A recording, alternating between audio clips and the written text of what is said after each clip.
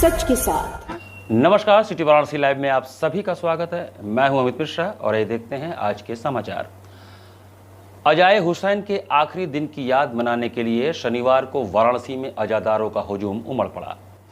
अजाए हुसैन के आखिरी दिन की याद मनाने को शनिवार को वाराणसी की सड़कों पर अजादारों का हुजूम उमड़ा। 8 रबी उल अव्वल के तारीखी जुलूस में 11वें इमाम हसन अस्करी का ताबूत उठा। जुलूस जब नई सड़क चौराहे पर पहुंचा तो अजादारों ने जंजीर, कमा और खंजर का मातम कर शहीदान करबला को लहू का नजराना पेश किया। आई ज़ेहरा की सदा ए हुसैन अलविदा किनारों के साथ नौहा व मातम करता ये जुलूस शब्बीर और सफदर की इमामबाड़े दाल मंडी से उठाया गया। जुलूस जब नई सड़क चौराहे पर पहुंचा तो अजादारों ने जंजीर, कमा और खंजर का मातम कर शहीदान करबला को लहू का नजराना पेश किया। जुलूस अपनी पूरी शान के साथ जब काली महल पहुंचा तो यहां सैकड़ों की तादाद में मौजूद मर्द, ख्वातीन, बुजुर्ग, नौजवान, बच्चे और बच्चियों ने आमारी का इस्तकबाल किया। जुलूस में अलम, ताबूत, दुलदुल और ऊँट पर हजरत इमाम हुसैन के बेटी जनाब शकीना का कुर्ता, इमाम हुसैन के बेटे अली असगर का झूला, अनेक शहीदों का सामान दर्शाया गया। इस मौके पर हैदर केरतपुरी, शोएब देहलवी, गुलशन बिजनौरी, शाद शिवानी ने अपने कलाम से लोगों की आंखें नम कर दी। अंजुमन हैदरी के नौजवान नौहा व मातम करते चल रहे थे। इस जुलूस में प्रमुख रूप से अस्करी, राजा, शाहिद कार, काजिम, नायाब हुसैन, मुर्तजा, समझी, नदीम हुसैन, कमल, राजा, शकील अहमद जादूगर आदि शामिल थे। आज ये साठा का जुलूस जो दाल मंडी से शुरू होता है और नई सड़क होते हुए फातनाम शिगरा जाता है, तो इसका जुलूस है। इसमें अनुमान 10 से 12 हज़ार की पब्लिक यहाँ पर मौजूद है। इनकी सुरक्षा के लिए और जुलूस सफल संपन्न हो इसके लिए हमने एक कंपनी PAC लगाई है। इसके अलावा 150 विभिन्न थानों से फोर्स भी लगाई है। हमारा एक ही उद्देश्य ये जुलूस पीसफुली चले जाए और क्राउड मैनेजमेंट अच्छा रहे। पुरानी रंजिश के चलते ईशु कनौजिया नामक युवक की गला रेतकर हत्या किए जाने के मामले का खुलासा करते हुए पुलिस ने 2 किशोर सहित 3 आरोपितों को गिरफ्तार किया। सिगरा थाना क्षेत्र में पुरानी रंजिश के चलते युवक ईशु कनौजिया की गला रेतकर हत्या कर दी गई। पुलिस ने मामले का खुलासा करते हुए 2 किशोर समेत 3 आरोपियों को गिरफ्तार कर लिया है। उनकी निशानदेही पर शव और हत्या में प्रयुक्त चापड़ बरामद किया गया है। पुलिस के अनुसार मृतक और आरोपियों के बीच लंबे समय से विवाद चल रहा था। इसी रंजिश में हत्या की साजिश रची गई। आरोपितों ने ईशु को बुलाकर चापड़ से उसकी हत्या कर शव को ठिकाने लगाने का प्रयास किया। 21 अगस्त को पहलवान वीर बाबा मंदिर के सामने रेलवे लाइन के पास से पुलिस ने शिवपुरवा निवासी 21 वर्षीय प्रदीप बिंद और 2 किशोरों को गिरफ्तार किया। पुलिस ने बताया कि आरोपितों और मृतक के खिलाफ पूर्व में भी विभिन्न मुकदमे दर्ज रहे हैं। प्रभारी निरीक्षक शिवकांत मिश्रा के नेतृत्व में पुलिस टीम ने मामले का खुलासा किया। गिरफ्तार आरोपितों को न्यायालय में पेश कर आगे की कार्यवाही की गई। थाना सिगरा पे 16 तारीख को एक गुमशुदगी दर्ज की गई थी, जिसमें कि परिवारजनों ने अपने जो उनका लड़का है उनके घर से चले जाने के क्रम में गुमशुदगी दर्ज कराई थी। इसी क्रम में पता रसी सुरासी क्रम में सिगरा पुलिस को एक सूचना प्राप्त हुई थी कि युवकों ने उसकी हत्या करके कैंट रेलवे स्टेशन के कैंट रेलवे जो लाइन है उसके बगल में डाल दिया है। इसी क्रम में जो मुजरिम है उनकी निशानदेही में बॉडी रिकवर की गई है। प्रथम दृष्टया क्या लग रही है? प्रथम दृष्टया इनसे पूछताछ करने पे हम बात सामने आई है कि इन लोग का आपसी विवाद हुआ था किसी चीज़ को लेकर के कुछ दिनों पहले। उसी क्रम में इन लोगों ने योजना बनाई थी उसकी हत्या करने की। इन सभी पे पहले भी कई आपराधिक मुकदमे दर्ज हैं और इसी क्रम में इन लोगों ने फिर उसकी हत्या करने की योजना बनाई और हत्याकारी वाले हैं। और क्या कर रहे थे? ये यहीं लल्लापुरा जो एरिया है यहीं के रहने वाले हैं और मुख्यतः ये लोग यहीं पे नरोत्तमपुर लंका थाना क्षेत्र के एक घर से चोरों द्वारा 22 लाख रुपए मूल्य के आभूषणों तथा 2 लाख रुपए नकद चोरी कर लिए जाने की घटना से हड़कंप मच गया। लंका थाना क्षेत्र के नरोत्तमपुर में चोरों ने एक घर को निशाना बनाते हुए करीब 22 लाख रुपए मूल्य के सोने चांदी के आभूषण और 2 लाख रुपए नकद पर हाथ साफ कर दिया। घटना के बाद परिवार में हड़कंप मच गया। सूचना पर पहुंची पुलिस ने मौके का निरीक्षण कर जांच शुरू कर दिया है।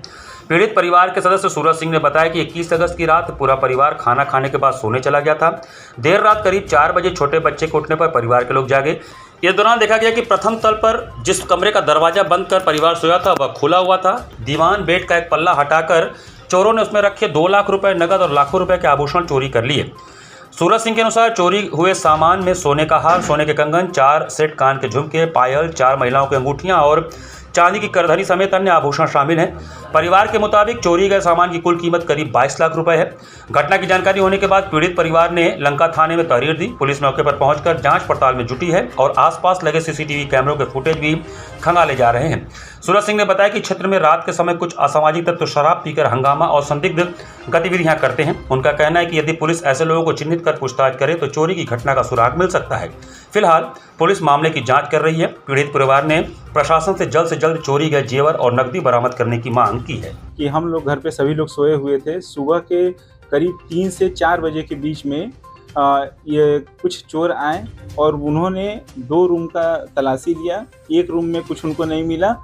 एक रूम में हमारी भाभी जो रहती हैं उनके रूम में पूरा सर कुछ कैश था पड़ा हुआ, करीब 2 लाख के आसपास। उनके पूरे शादी के गहने पड़े थे, करीब 100 ग्राम सोने के और कुछ 200-250 ग्राम चांदी के सब सामान थे। वो सब पूरे ले जा चुके हैं वो लोग। सर सोना में हमारा था, हार था, लेडीज़ रिंग 4 थी, 4 जेंट्स रिंग थे और सर 4 पीस चूड़ी थी और कमरबंद था और पैर की पैजनी थी। ये सब हमारा कुछ गहने के सब सामान आदि ले गए हैं। मां गंगा के बढ़ते जलस्तर के कारण बाढ़ की स्थिति को देखते हुए नमामि गंगे द्वारा सिंधिया घाट पर मां गंगा का दुग्धाभिषेक एवं आरती कर उनके जल घटने के लिए प्रार्थना किया गया। मां गंगा के बाढ़ का पानी सड़कों, खेतों और गांवों में फैलने की स्थिति को देखते हुए शनिवार को नमामि गंगे ने सिंधिया घाट पर आरती उतारकर दुग्धाभिषेक किया। मां से जल घटने के लिए प्रार्थना की। गंगा सेवक नमामि गंगे काशी क्षेत्र के संयोजक व नगर निगम के स्वच्छता ब्रांड एम्बेसडर राजेश शुक्ला के नेतृत्व में महर्षि वेद विज्ञान विश्व विद्यापीठम के वेद पाठी बटकों ने उपस्थित नागरिकों के साथ गंगा से अब और नहीं बढ़ने की गुहार लगाई।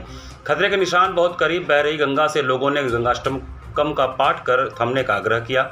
नमामि गंगे के स्वयंसेवकों ने 12 ज्योतिर्लिंगों का पाठ कर महादेव से भी मां गंगा के जलस्तर को घटाने की प्रार्थना की। प्रार्थना में नमामि गंगे के सदस्यों सहित सिंधिया घाट पर कई लोग उपस्थित रहे। सभी लोगों ने हाथ जोड़कर मां गंगा से घटने की गुहार लगाई। नमामि गंगे काशी क्षेत्र के संयोजक राजेश शुक्ला ने कहा कि गंगा के बढ़ते जलस्तर को देखते हुए हमने आरती उतारकर गंगा से घटने की प्रार्थना की है। प्रकृति के संरक्षक देवादिदेव महादेव से भी गुहार लगाई है। मां गंगा से हमारी यही प्रार्थना है कि उनका जलस्तर और न बढ़े, जिससे बाढ़ का संकट टले और तटवर्ती इलाकों के लोग सुरक्षित रहें, जनजीवन सामान्य रहे और किसी प्रकार की हानि न हो। जनजीवन की खुशहाली के लिए मां गंगा से आशीर्वाद मांगा है। इस आयोजन में प्रमुख रूप से रिया श्रीवास्तव, सारिका श्रीवास्तव, आशुतोष मिश्रा, प्रियांशु शुक्ला समेत अन्य लोग शामिल रहे। काशी के पौराणिक सिंधिया घाट पर आज मां गंगा से प्रार्थना की गई है। देवादिदेव महादेव से गुहार लगाई गई है कि गंगा मैया अब आगे न बढ़े, क्योंकि जनजीवन अस्त व्यस्त न हो। हमारी कृषि, हमारे पशु, हमारा जो सामान्य जनजीवन है वह अस्त व्यस्त न हो। माँ गंगा से गुहार है, प्रार्थना है कि हे गंगा मैया। और इन वेद पाठी बटकों ने वेदों के स्वर में हमने दुग्धाभिषेक किया है और आरती उतारी है और इस कामना से उतारी है कि गंगा मैया और आगे न बढ़े। माँ गंगा पीढ़ी दर पीढ़ी हम भारतवासियों को अपने निर्मल, शीतल और जो निर्जर जल है सदा नीरा हमको अपने आंचल तले पालती आ रही हैं। गंगा मैया हमारी सनातनी संस्कृति की संवाहिका है, हमारी आस्था और आजीविका है। ऐसी गंगा मैया जो करोड़ों लोगों के चूल्हे रोजाना जलाती हैं, ऐसी गंगा मैया के तट पर हमने आरती करके उनसे यह प्रार्थना की है कि हे गंगा मैया अपना रौद्र रूप शांत करें, शांति बनाए रखें, अब आगे न बढ़ें, ताकि भारत का ये जो गंगा तटीय क्षेत्रों का जो जनजीवन है वो अस्त व्यस्त न हो। और हम आप सभी से प्रार्थना करते हैं और उसी प्रकार देवादिदेव महादेव से भी यह गुहार है और 12 ज्योतिर्लिंगों का पाठ करके हमने उनसे प्रार्थना किया है कि हे बाबा अब गंगा मैया को आगे न बढ़ाएं और गंगा मैया से प्रार्थना की है। आगामी 25 अगस्त को महादेव के ससुराल सारनाथ स्थित सारंगनाथ महादेव मंदिर में काशीवासियों द्वारा बाबा विश्वनाथ जी का भव्य पार्थिव शिवलिंग अभिषेक और मनमोहक झूलनोत्सव का आयोजन किया जाएगा। शिवगौरी की पावन नगरी काशी में धार्मिक और सांस्कृतिक परंपराओं का एक अनूठा मनोहारी दृश्य आगामी 25 अगस्त मंगलवार को देखने को मिलेगा। लोक मान्यताओं के अनुसार देवादिदेव महादेव सावन माह में अपने पूरे परिवार के साथ अपने ससुराल सारनाथ स्थित सुप्रसिद्ध अपने साले के साथ सारंगनाथ देव महादेव मंदिर में रहते हैं। इसी क्रम में सावन के इन भावनात्मक पलों को अविस्मरणीय बनाने के ससुराल वासियों के साथ काशीवासियों द्वारा बाबा विश्वनाथ का भव्य पार्थिव शिवलिंग अभिषेक और मनमोहक झूलनोत्सव आयोजित किया जाएगा। काशी की इस अद्भुत सांस्कृतिक धरोहर और परंपरा को जीवंत करने के लिए शहर की 3 प्रतिष्ठित संस्थाएं एक साथ आई हैं।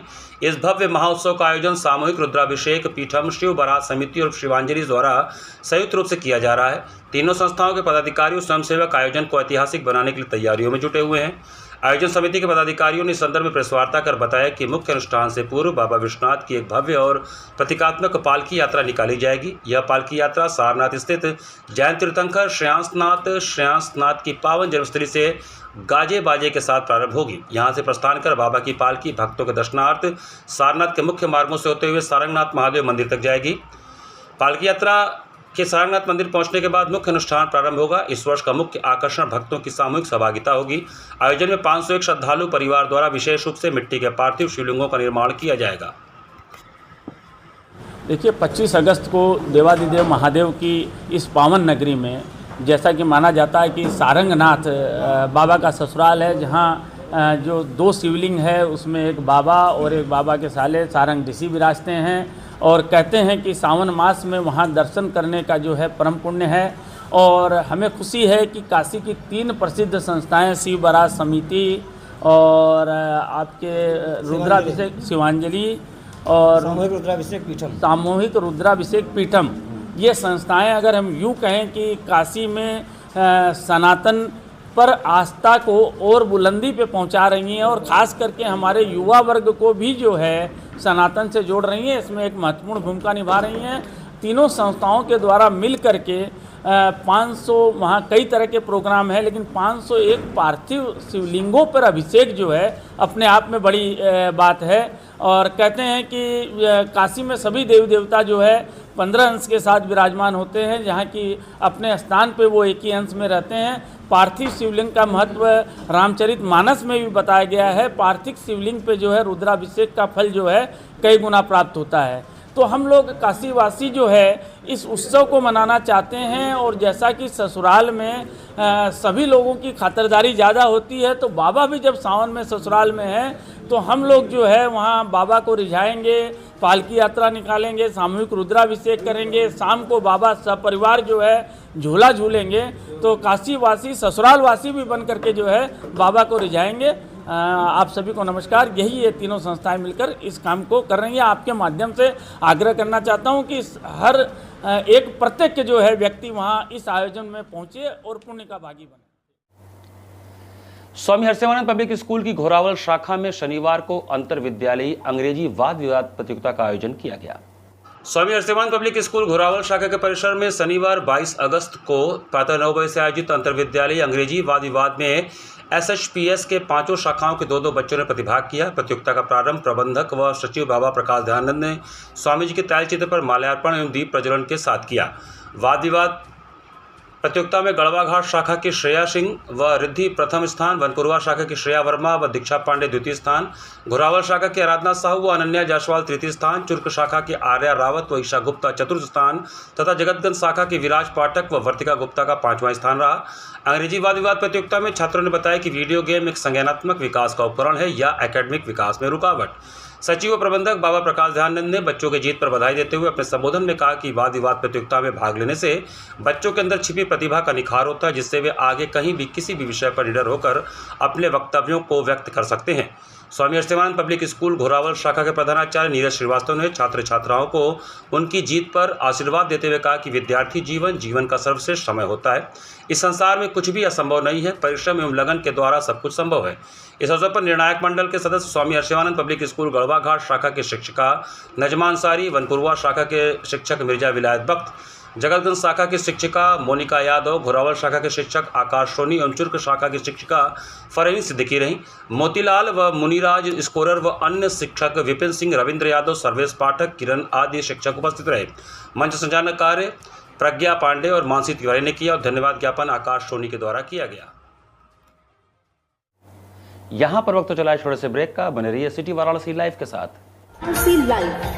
सच के साथ।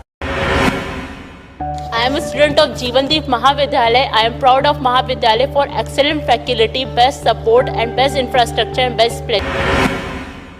I am a student of Jeevandeep Mahavidyalaya. I am proud of Mahavidyalaya for excellent faculty, best support and best infrastructure and best place.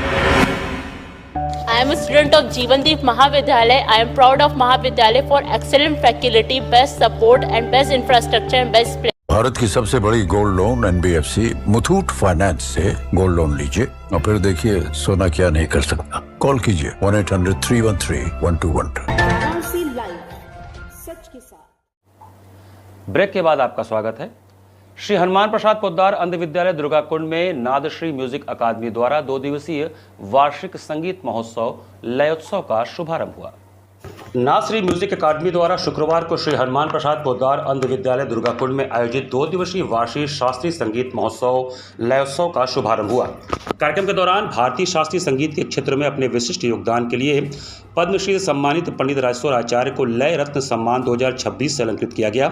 यह सम्मान उनकी दीर्घकालीन संगीत साधना, कला के प्रति समर्पण तथा भारतीय शास्त्रीय संगीत के क्षेत्र में उनके उल्लेखनीय योगदान के प्रति सम्मान की अभिव्यक्ति रहा। संगीत संध्या में देश के विभिन्न क्षेत्रों से आए प्रतिष्ठित कलाकारों ने अपनी उत्कृष्ट प्रस्तुतियों से उपस्थित संगीत प्रेमियों को मंत्रमुग्ध कर दिया। उद्घाटन सत्र के कार्यक्रम में प्रमुख रूप में सर्वप्रथम लखनऊ से आए बनारस घराने के युवा तबला वादक सोहम मिश्र का स्वतंत्र तबला वादन हुआ। इन्होंने बनारस घराने के अंग से 3 ताल में पारंपरिक वादन किया।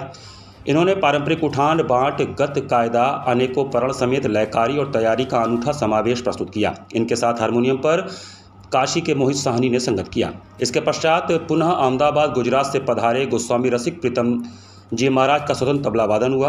उन्होंने 3 ताल में पारंपरिक उठान, चलनचारी, बाँट, गत, फर्द सहित कई बंदिशें प्रस्तुत की। इनके साथ पंडित जमुना बल्लभ दास गुजराती ने हारमोनियम पर कुशल संगत प्रदान किया। कार्यक्रम की अंतिम कड़ी के रूप में काशी के वरिष्ठ सितार वादक पंडित नरेंद्र मिश्र का सितार वादन हुआ। इन्होंने राग मेघ मल्लार में वादन किया तथा कई प्राचीन एवं दुर्लभ रचनाएं बजाकर श्रोताओं को मंत्रमुग्ध कर दिया। इनके साथ तबला संगत के माध्यम से पंडित कुबेरनाथ मिश्र ने कार्यक्रम को संपूर्ण बना दिया। कार्यक्रम में मुख्य अतिथि के रूप में काशी हिंदू विश्वविद्यालय कुलपति प्रोफेसर अजित कुमार चतुर्वेदी समेत पंडित रविंद्र नारायण गोस्वामी, पंडित पूरण महाराज, पंडित विनोद मिश्र, पंडित नंद किशोर मिश्र, विदुषी मीना मिश्रा, डॉक्टर प्रवीण उद्धव, पंडित राहुल भट्ट, अरविंद राय आदि उपस्थित थे। श्री मुकुंद गोपाल सेवा संस्थान एवं भारत भारती परिषद द्वारा षष्ठ पीठ श्री गोपाल मंदिर में अष्टछाप कवि नंददास जी एवं गोस्वामी तुलसीदास जी की जयंती मनाई गई। षष्ठपीठ श्री गोपाल मंदिर चौखंबा में शुक्रवार को श्री मुकुंद गोपाल सेवा संस्थान एवं भारत भारती परिषद के संयुक्त तत्वावधान में आयोजित अष्टछाप कवि नंददास एवं गोस्वामी तुलसीदास जयंती षष्ठ पीठाधीश्वर गोस्वामी श्री श्याम मनोहर महाराज की अध्यक्षता में बड़े ही आनंद उल्लास से मनाया गया। सर्वप्रथम महाराज श्री मुख्य अतिथि प्रोफेसर शैलेश कुमार तिवारी एवं विशिष्ट अतिथि प्रोफेसर विद्योत्मा मिश्रा ने नंददास एवं तुलसीदास की मूर्ति पर माल्यार्पण अर्पित कर शुभारंभ किया।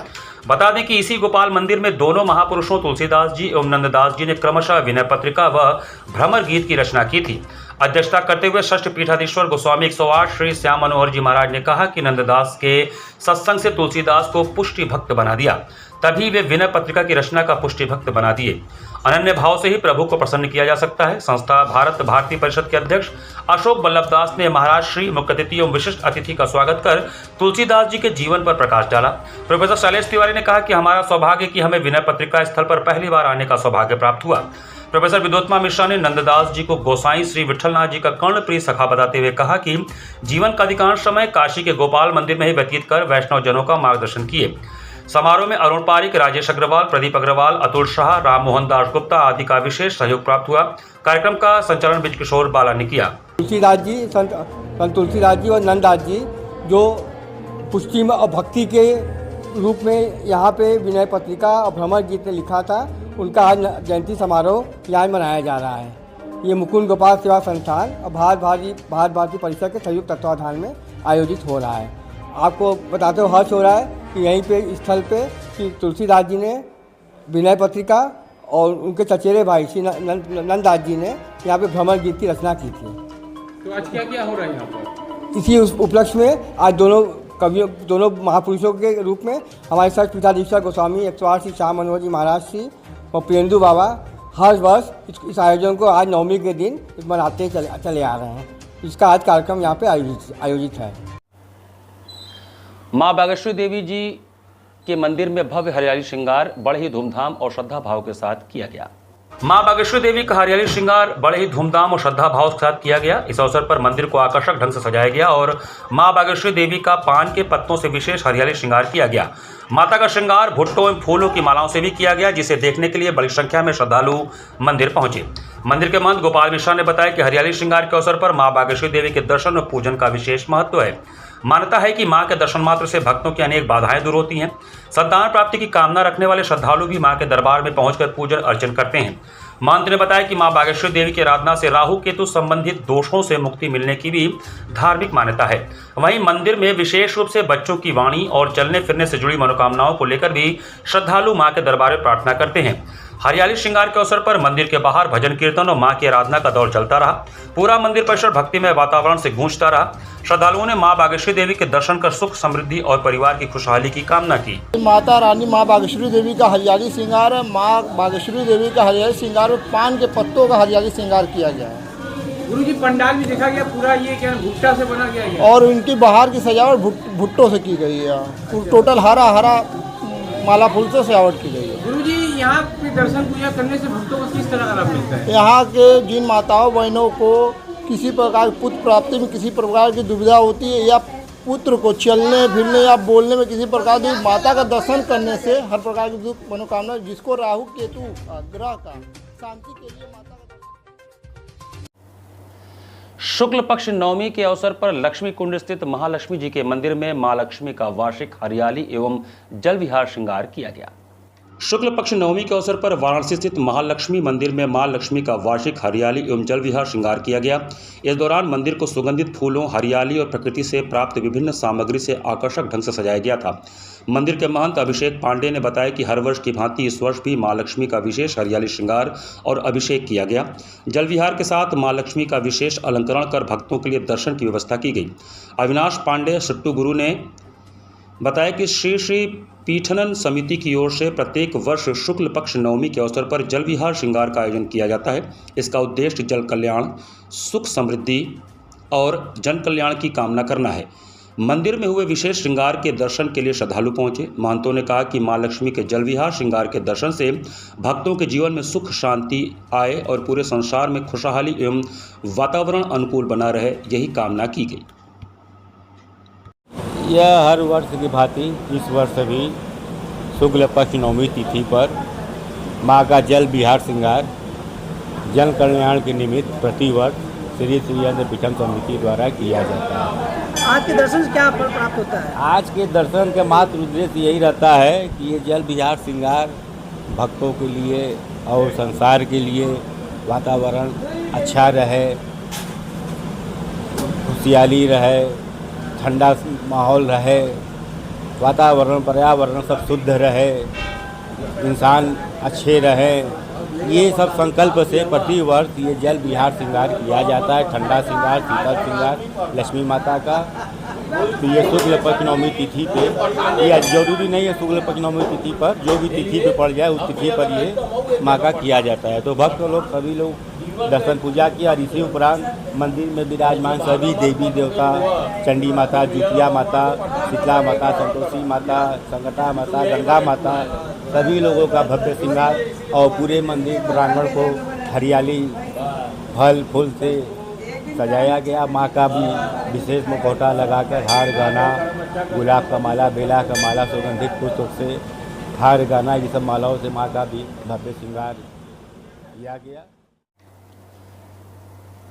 State bank of India staff association Varanasi परिक्षेत्र द्वारा वरिष्ठ नागरिक अभिनंदन एवं सम्मान समारोह का आयोजन किया गया।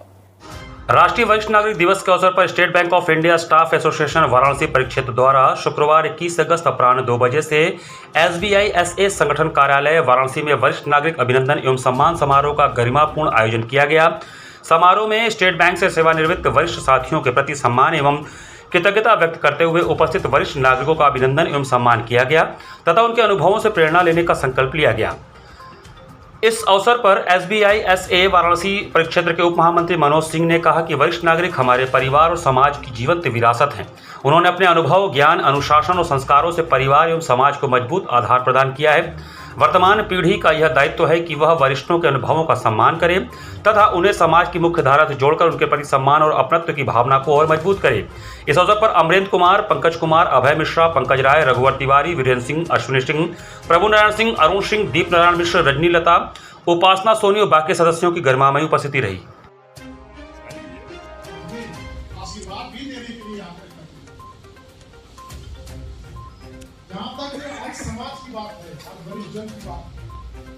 धीरे धीरे समाज में कमियां बहुत तेजी से उजागर होती जा रही हैं।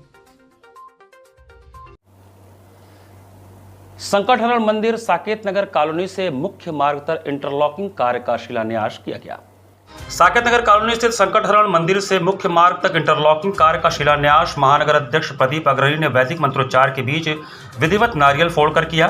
त्वरित आर्थिक विकास योजना वर्ष 2025-26 के अंतर्गत इस निर्माण कार्य की स्वीकृत लागत 6,41,000 रुपए एवं लंबाई 100 मीटर है। कार्यदायी संस्था ग्रामीण अभियंत्रण विभाग प्रखंड वाराणसी है। कार्यक्रम के दौरान महानगर अध्यक्ष प्रदीप अग्रणी ने कहा कि यह विकास कार्य देश के यशस्वी प्रधानमंत्री नरेंद्र मोदी जी की प्रेरणा तथा उत्तर प्रदेश के मुख्यमंत्री योगी आदित्यनाथ जी के कुशल मार्गदर्शन में क्षेत्र के बुनियादी ढांचे को मजबूत करने के उद्देश्य से कराया जा रहा है। शिलान्यास कार्यक्रम में मुख्य रूप से महानगर महामंत्री अशोक पटेल, मंडल अध्यक्ष अनुराग शर्मा, चंद्रशेखर उपाध्याय, प्रमील पांडे, अनिल उपाध्याय, विनय सिंह, अमित खरे, अनिल तिवारी, अभिषेक श्रीवास्तव, सुमित मिश्रा, कौशिक सहित अनेक गणमान्य लोग एवं कार्यकर्ता उपस्थित रहे। इसी के साथ सिटी वाराणसी लाइव का ये संस्करण हम यही समाप्त करते हैं। मुझे दीजिए आज्ञा। नमस्कार।